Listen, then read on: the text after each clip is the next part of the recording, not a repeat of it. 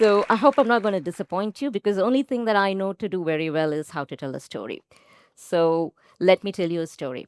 Many years ago, okay, about 2019 or 2020, I was in Chennai and I met a young student who was doing her final year of engineering in IIT Madras. And we sat on the beach. It was evening and it was a fairly pleasant evening in Chennai. And as we sat there, I thought I'll ask her one of the most simple questions you can ask anybody. And I thought there was a reason to ask her this question because she had everything on paper that you could think is going for her. She had finished all her semesters with fantastic grades. She was also having a tech internship at Zoho. And by all means, she had everything sorted out, right? So I asked this young girl in her 20s, pretty much like, I guess, how you people are in your 20s, are you happy? And she looked at me and she looked at the sea. She looked at the people who were just walking on the beach. She looked at some kids who were playing volleyball. And she turned back at me and she said, I can solve pretty much any equation, but I don't know how to solve myself. And this question that you ask me, are you happy, is a question I was never told to ask. So I don't know what the answer is. And at that moment, believe me, even though it was hot and humid in Chennai, as it always is, I froze. Because what she was expressing was not just one person's thoughts. This is who we are right now. We are building fantastic careers, we're building fantastic lives, but we do not know what's happening inside us. And that is when I realized that what we need is what we call today as emotional literacy. That is the foundation of what I'm going to talk to you about, which is how to build an emotional enterprise. Because as much as the future is technological, the future is also emotional. Okay. And the reason why we as educators here, we teach you students how to code, how to build apps. We teach you about building business models, financial models, design, anything and everything that we believe are skills that are required in this future focused world. And those are important skills. But, and are we teaching you something else? We teach you how to solve for external problems, but we're not teaching you how to solve internal problems. We teach you how to code. And I'm sure that there are many students here who can probably code an app in 24 hours. But we do not teach you how to manage failure if the app is going to collapse. We teach you to design, but we do not teach you how to manage shame and guilt. We teach you how to build a sustainable business model. We teach you how to manage financial literacy, but we do not teach you how to manage the complex inner landscape of your mind. We do not teach you how to manage anxiety, stress, comparison, peer pressure, and burnout. So while we tell you all this, and then we tell you, think like an entrepreneur, we want you to be innovative. But at the same time, we're not telling you how to manage these invisible emotional labors that you're carrying on your shoulders every single day. Because we simply do not have the language of emotional literacy. And there is a reason why I believe that before you build anything else, first build yourself. Before you think like an entrepreneur, start to think about your inner world. And there's a reason why I talk so strongly about mental health. And this is my own personal journey. When I was 14, I lost my brother to suicide. He was 21. And when he died, at that point of time, and for many years afterwards, I tried to ask why. Why would somebody in the prime of their career, why would somebody in the prime of their life, in their 20s, just turned 21, with a loving family and a great friendship circle, why would they take their own life? But the problem with asking a question like, why did you take your own life, is that the only person who can answer that is not there to answer it anymore. So I decided to do what we are all told to do, which is Forget asking why, just do what life tells you to do. Get the good grade. So I studied hard. I got a master's degree in English literature, I got a rank. And somebody else tells you, make a good career. So I started to work in content, I started to work in teaching. I did what all of us are supposed to do: work hard, train for success, build for academic achievements, and you shall find life. But unfortunately, life did not find me. It continued like this until COVID happened, and my whole world, everything that I had believed would contribute towards success, came crashing down. I had what I can now describe as a mental health breakdown. I couldn't function. I couldn't work. I had sleepless nights. Anxiety was there in every pore of my being. My personal relationships went downhill. And that is when I realized, even though I was building a travel startup at that time, that you cannot build for anything until and unless you start to build for yourself. And so I started to understand this whole point of emotional literacy. How can we navigate this complex landscape that we have? How can we navigate our inner worlds? And with that understanding, I realized that all these things that we build, these achievements that we have, the success that we have, the careers that we crave, none of them can protect you from emotional pain. Achievements cannot protect you from emotional pain. Your success cannot protect you from emotional pain. The only thing that can protect you from emotional pain is emotional literacy, which is what I would like to tell you is understanding your mind, making friends with your mind, and not being overwhelmed by it. I'd like to think of all these things that we learn in life, these apps, coding, building, working, teaching, any of these are apps. But these apps are all based on this fundamental operating system that is our emotional landscape. So all these apps are great in theory, but when your operating system is not upgraded, when your emotional operating system does not work and it freezes and it collapses, then all these apps are useless. It's with that understanding that I realized that what we need to do is to work on this inner operating system. So I started Mind Stories and Habitize as mental health platforms where people could freely share and talk about mental health. And while building for mental health, I realized that I was also helping myself.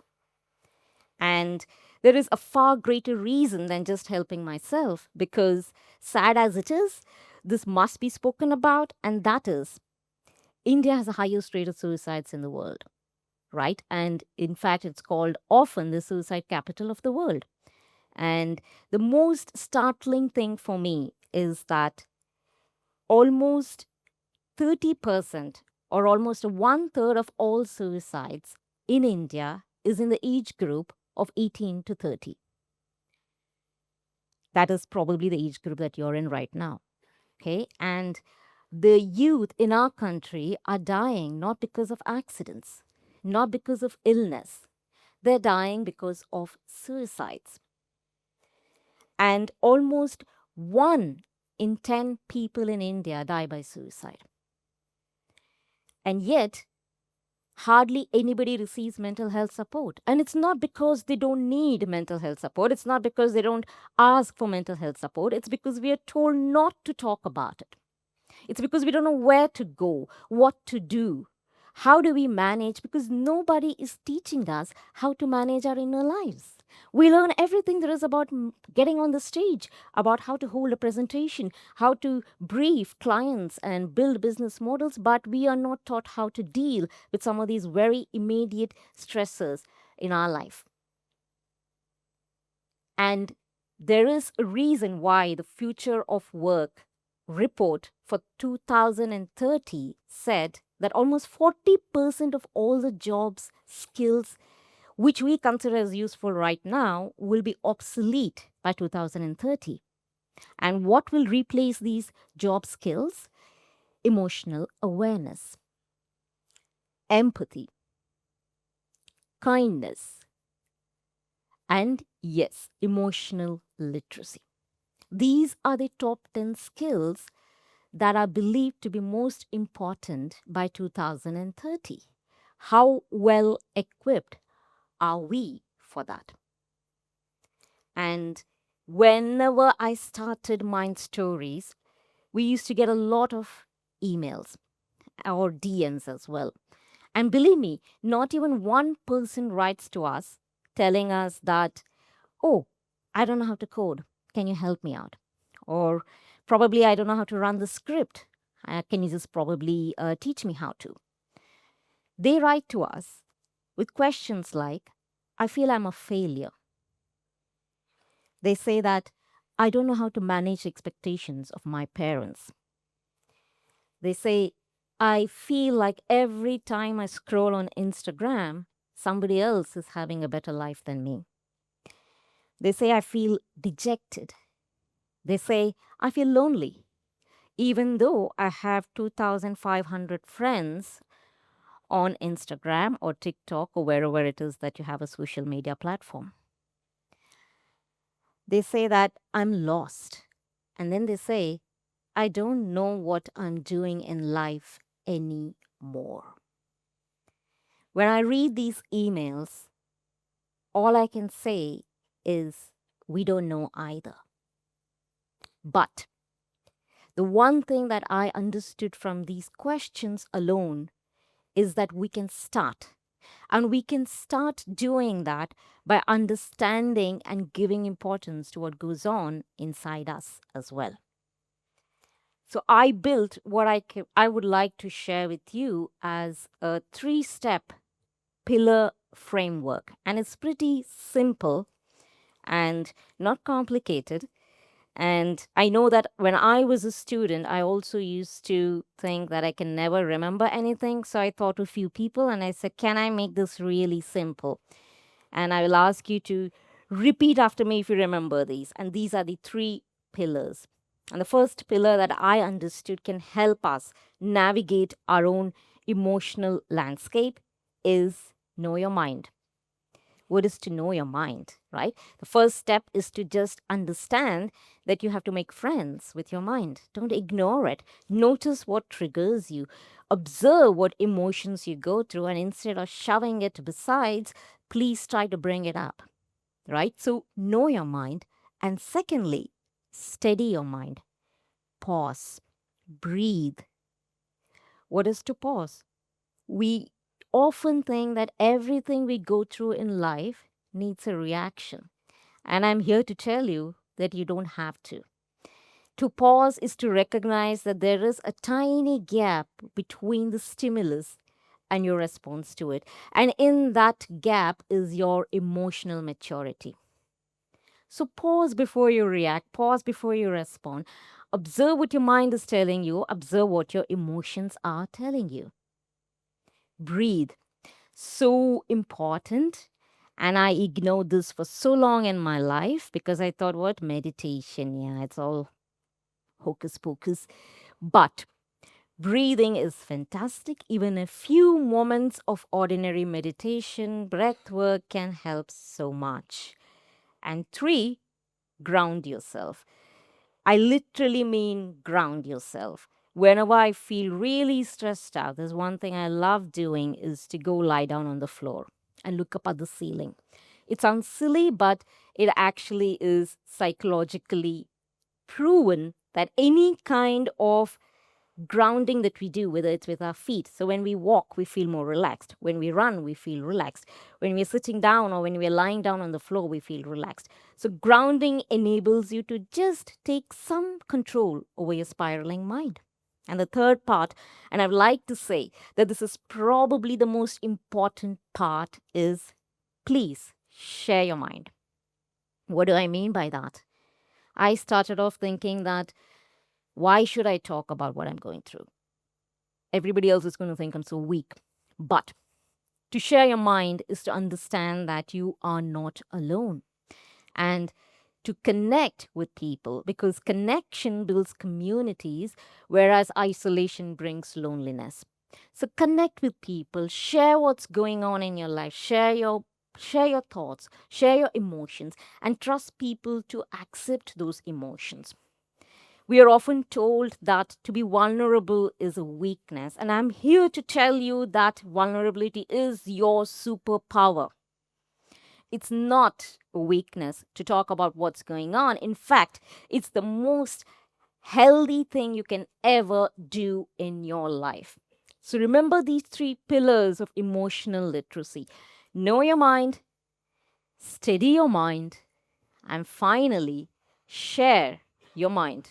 And these three things together is what will hold our emotional framework together. And before I end, I would like to tell you one small thing. That girl I spoke about, right, the one who was in Chennai, she actually got back to me a few months later after our very deep conversation where I asked her, "Are you happy?" And she did not have an answer then. And I forgot about her and I got along with my life. And she got back to me and she said, Smitha, I want to tell you something. And I said, sure, go on. What is it, Garima? And she said, I once told you I can solve any equation, but I cannot solve myself. I have come to understand since then that my mind is not my enemy. In fact, my mind is somebody I can actually be friends with. And you know what? Of all the things I want to build today, the first enterprise I want to build is my mind. And the first project I'm going to take on is happiness. And believe me, I felt so happy when I listened to her. And it is the reason why I believe before you build bridges, before you build companies, before you build fantastic careers, the first thing I would ask you to do is to build yourself. Know yourself. Pay attention to yourself because, like I said, the future is not just technological, the future is emotional. And the single most powerful thing you can ever create for yourself is a person you choose to become. So choose well, choose emotionally. Thank you.